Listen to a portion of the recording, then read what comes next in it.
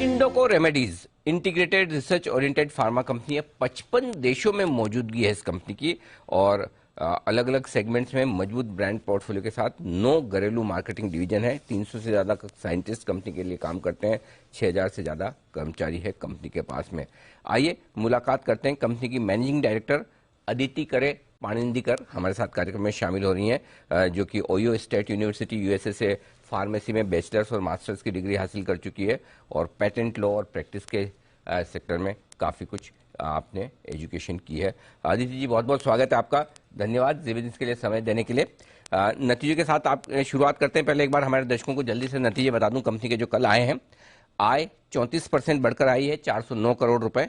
कामकाजी मुनाफे में जबरदस्त उछाल देखने को मिला है, 47% की बड़ी बढ़त है, 55 करोड़ से बढ़कर 81 करोड़। मार्जिन्स इंप्रूव हुए हैं, बेहतर हुए हैं, 18% से 20% और मुनाफा 62% बढ़कर दमदार प्रदर्शन 25 करोड़ से 40 करोड़ के पार निकलता हुआ। तो हर एक पैरामीटर पर कंपनी की काफी शानदार परफॉर्मेंस रही है। तो अदिति जी बताएं, सबसे पहले तो बधाई इस अच्छी परफॉर्मेंस के पीछे, और ये बताएं क्या खास वजह रही इस तिमाही में इतने बढ़िया नतीजों के पीछे। धन्यवाद, थैंक यू। ये जो परफॉर्मेंस आया है इस क्वार्टर में, इसकी वजह वेरी सिंपल है। हमारा जो रेवेन्यूज है हमारे, वो 60% इंडियन बिजनेस से आते हैं और 40% इंटरनेशनल बिजनेस से आते हैं। और इस क्वार्टर में दोनों ही बिजनेसों ने काफी अच्छी परफॉर्मेंस दी है।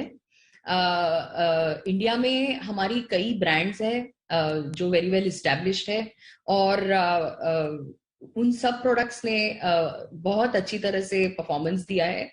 इंटरनेशनल मार्केट्स में हम कई सालों से काम कर रहे हैं यूएस जैसे बहुत बड़े मार्केट पे, और बहुत रिसर्च हो चुका है, बहुत प्रोडक्ट्स फाइल हो चुके हैं और अभी सारे अप्रूवल्स आना शुरू हो गए हैं और ये साल में उस प्रकार की बढ़त देखने को मिली है यूएस में। और ये सब चलते हुए कंपनी ने बहुत अच्छी परफॉर्मेंस दी है। तो चलिए बढ़िया है कि दोनों ही बिजनेस आपके काफी मजबूती के साथ बढ़ रहे हैं।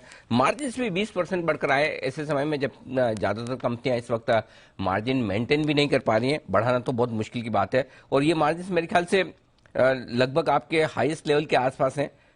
FY21 में 18% थे, अब 20-21% के आसपास हैं। क्या रीजनेबल मार्जिन्स हैं जो आपकी कंपनी से एक्सपेक्ट किया जाए इस फाइनेंशियल ईयर के लिए? जिस तरह से आपने कहा, मार्जिन पे प्रेशर्स होने के कारण बहुत सारे हैं अभी एनवायरनमेंट में। इनपुट प्राइसेस की स्टार्टिंग मटेरियल जो चाइना से आते हैं उनके प्राइसेस अप हो गए हैं, फ्रेट बढ़ चुका है और सारी ही जगह से कॉस्ट प्रेशर्स आए हैं कंपनी को। लेकिन फिर भी ये जो मार्जिन मेंटेनेंस या इम्प्रूवमेंट आपने देखा है उसकी वजह है ऑपरेशनल एफिशिएंसी। बड़ी प्रकार से मैन्युफैक्चरिंग एरियाज में, प्रमोशनल एक्सपेंसेस में कंपनी ने एज परसेंटेज ऑफ सेल्स अच्छी तरह से एफिशिएंसी दिखाई है। और आपने पूछा कि क्या ये मेंटेन हो सकते हैं।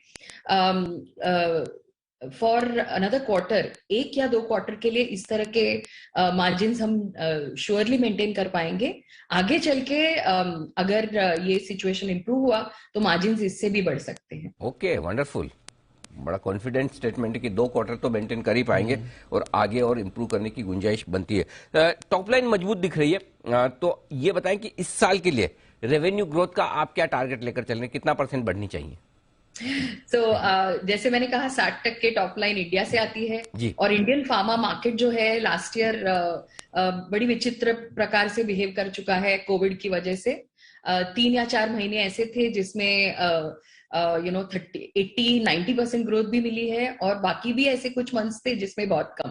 तो ग्रोथ इंडिया बिजनेस से बहुत ज्यादा एक्सपेक्ट करना ये साल थोड़ा मुश्किल होगा, लेकिन फिर भी 12-15% तक ग्रोथ इंडिया मार्केट से आ सकती है।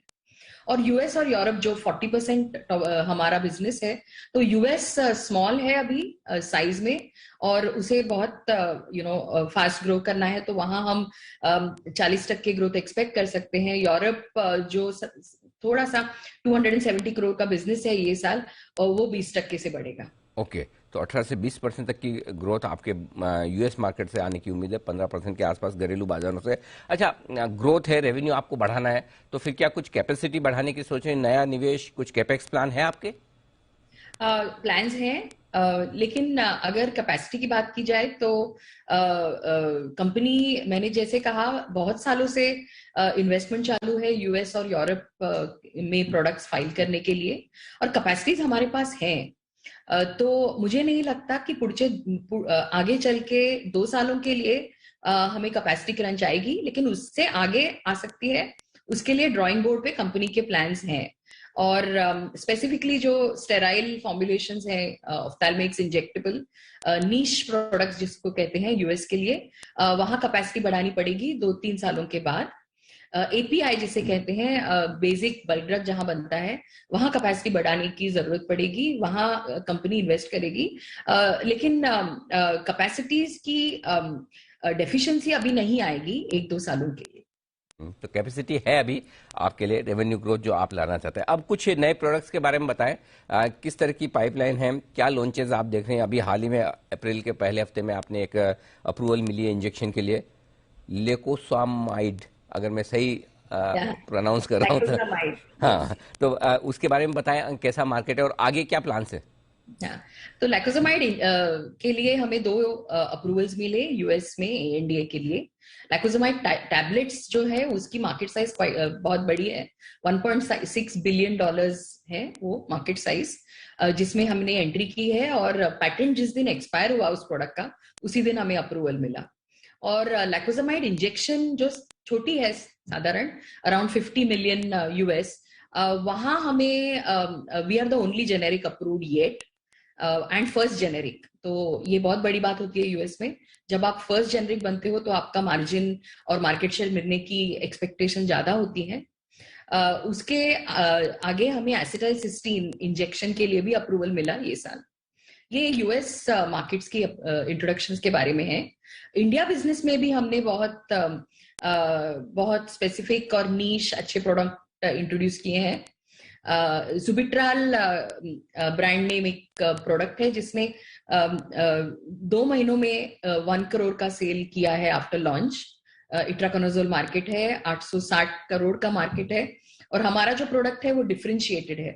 तो मुझे बहुत उम्मीद है इन प्रोडक्ट से आगे चल के न्यू प्रोडक्ट्स की कंट्रीब्यूशन हमारे टॉप लाइन में ज्यादा होगी। तो ये आपके लिए प्रोडक्ट्स और एक्सपेंशन प्लान्स कंपनी के लिहाज से आगे ग्रोथ के लिए। Strong margin outlook, strong growth outlook company की तरफ से आता दिख रहा है। अदिति जी, धन्यवाद आपका समय देने के लिए, और आने वाले पूरे फाइनेंशियल ईयर के लिए भी आपको बहुत बहुत शुभकामनाएं। यही दमदार परफॉर्मेंस कंपनी की आगे भी बनी रहे, ऐसे हमारी उम्मीद है। Thank you so much. Thank you, धन्यवाद जी। तो ये है इंडोको रेमेडीज की टॉप मैनेजमेंट से हमने की चर्चा नतीजों पर और आगे के आउटलुक।